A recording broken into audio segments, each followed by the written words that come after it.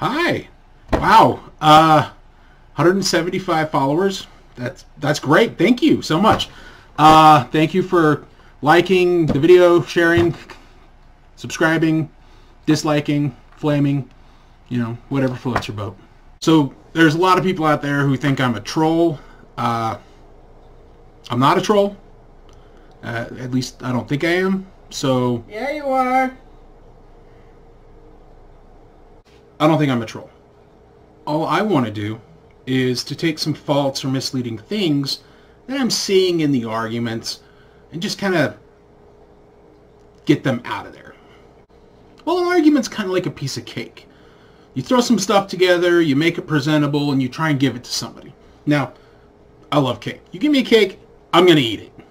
Unless I see like a nasty cockroach sticking out the side of the cake, I'm going to be like, no, I don't want that. That's disgusting. It's got a cockroach sticking out the side of it. That's gross.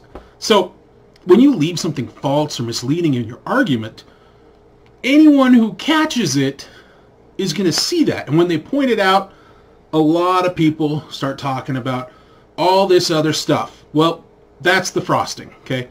Nobody's talking about your frosting. All we want to do is have you get that cockroach out of your cake. Or get the false things out of your proof. And that's why I made my first video. See, having a flat horizon at ground level doesn't prove the Earth is flat. In the same way, it doesn't prove the Earth is round. Because in both models, they predict the same thing. So, this is the way science works, okay? You have two models. You look for a test that's going to be different in those. But now let's take another scenario. Okay, peanut butter and jelly sandwiches. Let's say everyone on a flat Earth, they agree with the flat Earth model. For some reason, strawberry peanut butter and jelly sandwiches are always going to be better than blueberry sandwiches because blueberries are disgusting. Why would you put blueberries on a sandwich? That's awful, okay? Really?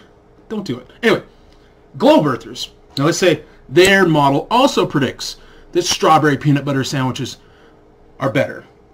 And blueberry peanut butter and jelly sandwiches are just the worst. Because they are. And then we get two sandwiches. One's strawberry and the other one's blueberry. We eat the strawberry and we go, oh, that's great. We eat the blueberry, we spit it out and throw it on the ground, stomp on it a few times. Anyway, so someone could say, well, the globe earth predicted strawberry would be better than blueberry.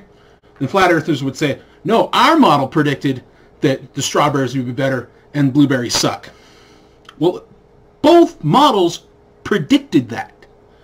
So you can't use it as evidence either way. You just can't. Because it's not proof. It's just something that happens. So, telling people, if you want the proof, drive out to the middle of a flat state and just look at that horizon. It's flat. Or go to the beach and look at the horizon. It's flat. Yeah. Both models predict a flat-looking horizon. That's not proof. That's like peanut butter and jelly sandwiches. Yeah, strawberry's better in both worlds. Doesn't have any evidence one way or the other. So if we could just get that out of all of our arguments, that'd be great. In my video, my first video, if you haven't watched it, I suggest going back and doing it. The globe earth model predicts that you should be able to see a slight curvature around 18,000 feet with no clouds, no atmospheric disturbances, all that stuff, scientific qualifiers, whatever. But if you go up to 120,000 feet, yeah, it's going to be fairly visible to the human eye. At that level, it's going to be about, if you have a 50-degree view, which is pretty conservative for a standard camera with a normal lens, then you should see about a 2.2% increase as you go up in the middle. So if you take the length, it's about 2.2% is what the globe earth predicts you'll see. Okay. And there apparently is a video out there that shows this flat horizon at 120,000 feet. So I just wanted to take a look at that and see what's going on here. Let's check it out. Oh. Whoa! That's a flat horizon. Whew, look at that. That's amazing. 120,000 feet, flat horizon. Oh, wow. You know what? There it is. Absolute proof. 100% absolute proof. The Earth is flat. Yes! I was right! Oh, that feels so good. Oh, man. Get out the Nobel Prize. We did it. Well, we just got to make sure, we have to have somebody go up there and double check the results because, science works that way. You have to validate the results. And, we have to make sure they didn't do anything silly like put a fisheye lens on there or something. This is a fisheye lens and it distorts your vision. Alright, this video demonstrates why a fisheye lens can be a little deceiving. If you move the camera below a horizon, it looks like a bowl, so it looks like a globe Earth. But if you take that same camera and you move it above those straight lines, they appear to make a bowl.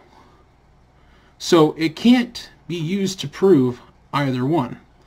What's really interesting about a fisheye lens is that not only can it make straight lines look curved, but it can also make curved lines look straight. Now that's a fisheye lens I bought. It fits over your phone. Now notice as I go back in, see my hand right there where it's flared out. My hand does not move. And as we center the camera, it appears that those lines are straight.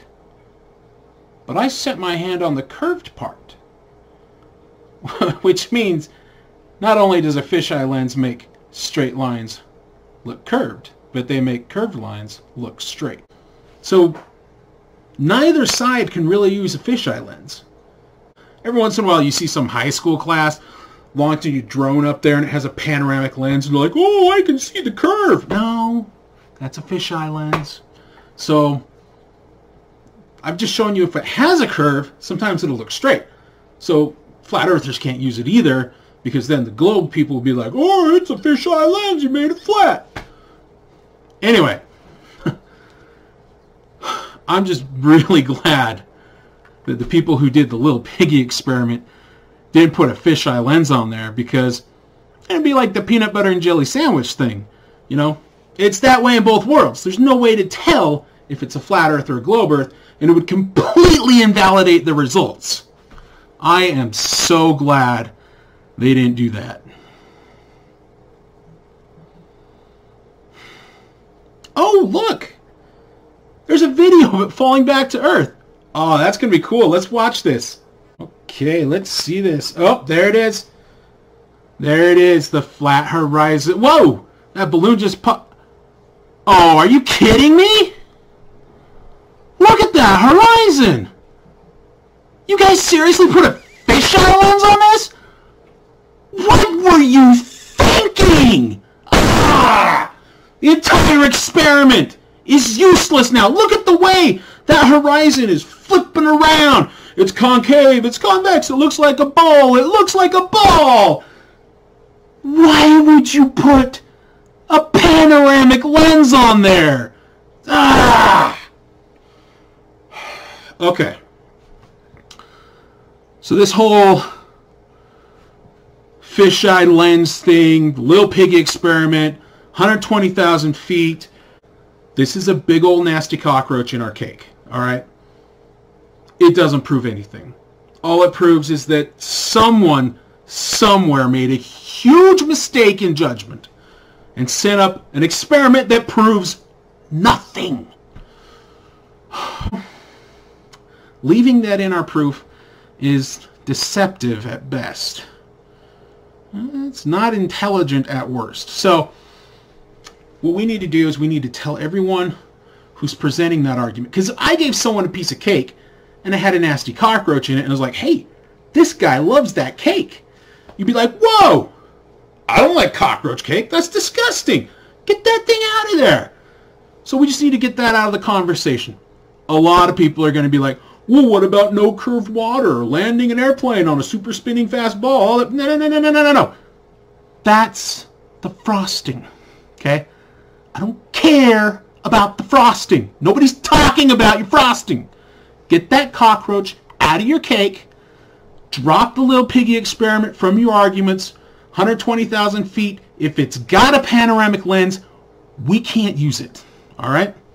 And if that person continues to use it, they're either willfully deceiving you, they are bearing false witness, which, if I recall, thou shalt not bear false witness is a direct commandment from God. Or they're just not as bright as you.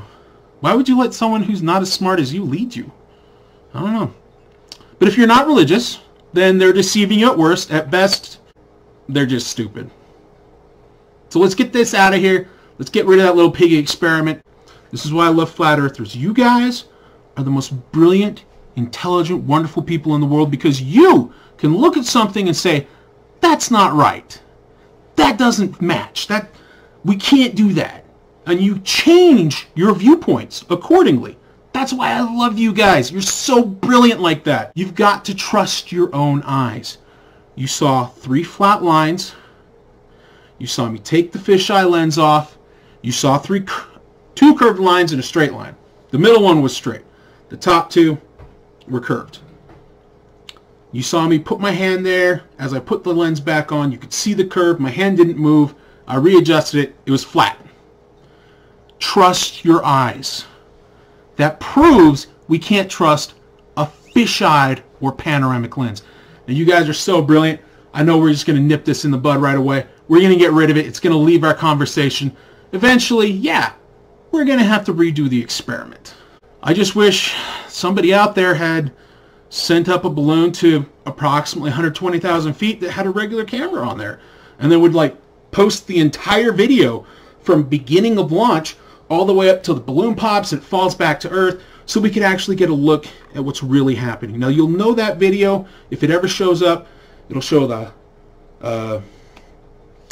as it falls, you'll see the horizon, and it won't wobble like this. The horizon will stay pretty much steady as it's flying across. You know, no wobbling. If only there was such a video out there.